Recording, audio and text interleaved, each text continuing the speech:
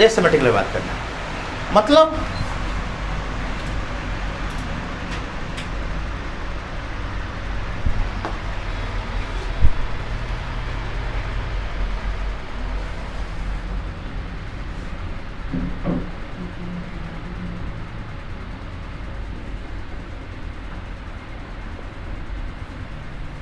ठीक है, measurement of all central tendency not to be same और equal, right. Q2 always must be equal to median, why बाद में, ठीक है ना। जब ऐसी स्थिति है तो हमारे पास दो सिचुएशन आएगा आपके पास, ऐसी सिचुएशन दो सिचुएशन आएगा आपके पास।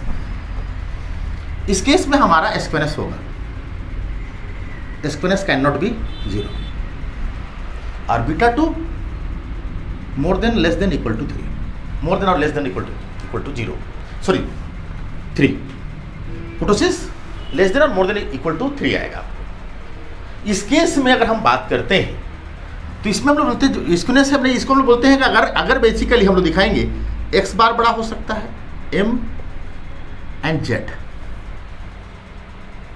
ये हो सकता है आपका इधर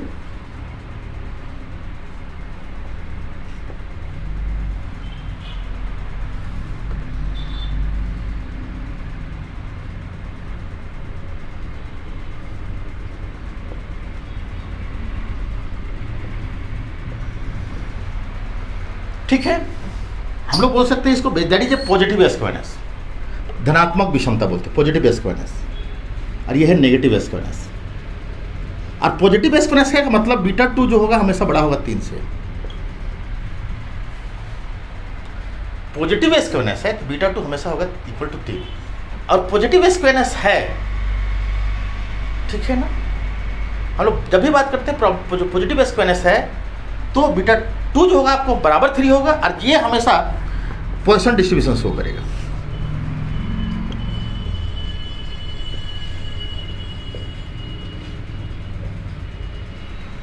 अब इन पॉइसन डिस्ट्रीब्यूशन, अगर पॉइसन डिस्ट्रीब्यूशन का केस बोल रहा है तो हमेशा मीन और वेरिएंस जो होगा आपको बराबर होगा। मीन एंड वेरिएंस बराबर मतलब हम लोग बोलते हैं X bar must be equal to ये। अगर बीट हम लोग दिखाएंगे कि अगर इसको बोलते हैं positive skewness, in positive skewness Poisson distribution, in Poisson distribution now variance and mean must be same. अगर भाई अगर क्वेश्चन देता है प्रसमान वितरण है और उसकी माध्य 4 है,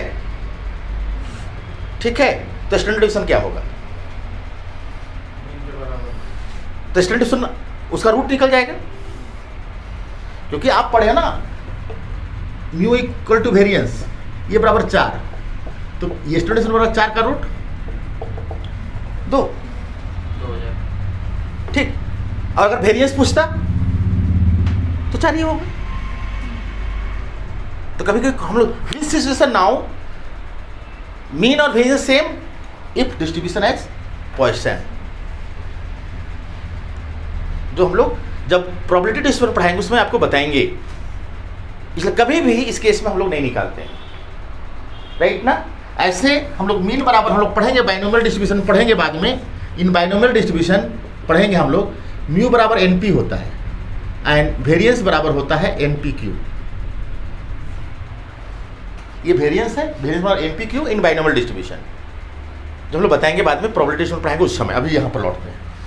इस केस में आप समझ रहे हो बात को, यहाँ पर नेगेटिव स्क्वायरनेस है, बीटा 2 लेस देन 3 है, माने प्लेटिकोटिक होगा, नीचे कुतकुत्ती होगी या नीचे पिसुसत्व होगा या प्लेटिकुर्टिक होगा बोलते हैं, यहाँ लेप्टोकुर्टिक होगा, ठीक है ना। डिस्ट्रीब्यूशन की बात यहाँ हम लोग नहीं कर रहे हैं, यहाँ डिस्ट्रीब्यूशन आपको बाइनोमियल डिस्ट्रीब्यूशन में भी पॉजिटिव में भी नेगेटिव और में भी 0 कुछ भी हो सकता है, हम लोग पढ़ते हैं, है ना। तो ये ध्यान रखेंगे, तो ये हम लोग ध्यान रखेंगे, इसका जो फिगर आपको जब भी जाएगा आपको हम लोग ध्यान रखेंगे इस केस में ऐसे है।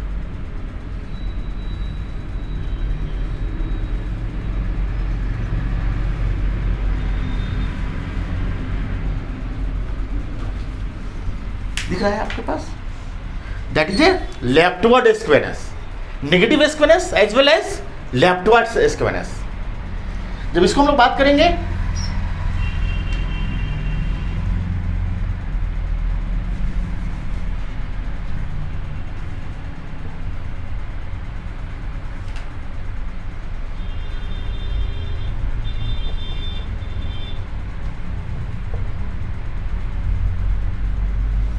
राइटवर्ड स्क्वेनेस,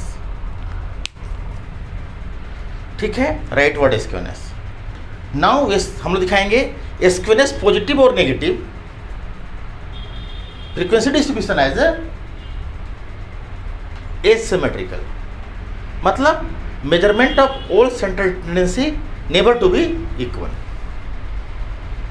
क्लियर हो गया? कोई डाउट है इसमें?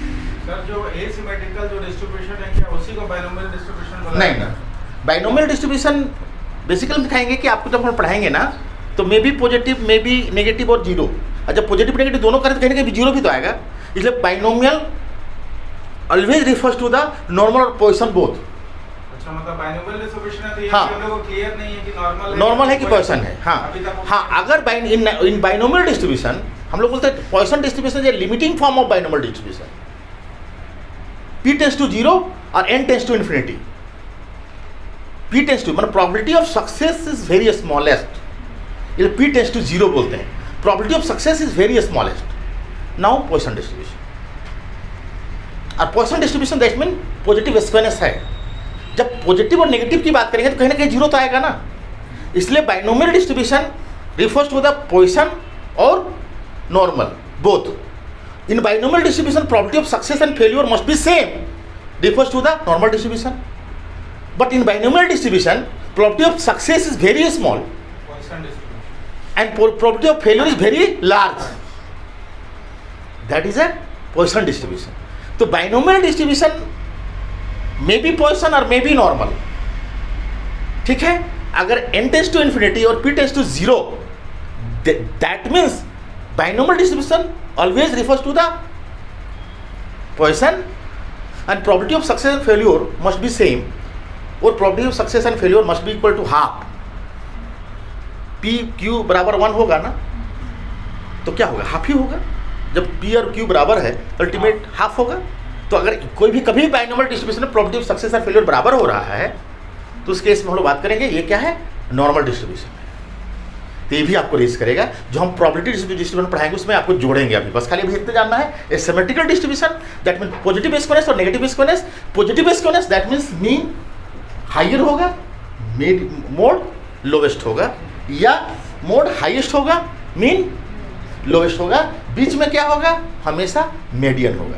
तो कभी भी माध्यमाधिका बहुलक पढ़ते हैं हम लोग, अगर माध्यमाधिका बहुलक का रिलेशन निकालने बोल रहा है, और अगर सपोज दैट माध्य अगर 15 आया, ये 10 आया और ये 15 आ गया, तो ऐसा नहीं हो सकता। ये जब भी होगा इससे बड़ा होगा या इससे छोटा होगा, आइदर ये इससे बड़ा होगा आइदर इससे छोटा होगा ना।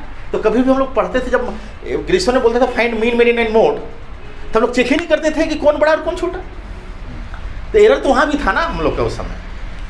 एक्चुअली सबसे पहले इसी को जानना है, इसलिए स्टैटिकल एनालिसिस में सबसे पहले इसी को जानना है। और क्वेश्चन यहाँ से नेट में 1 से 2 क्वेश्चन आपको यहाँ तक में हर एग्जाम आपको दिखेगा। अभी तक 3 क्वेश्चन आपका नेट का, प्रत्येक एवरी एग्जाम में आप 3 क्वेश्चन आप देख लोगे, हो गया है आपका। ठीक है, इसमें कोई डाउट?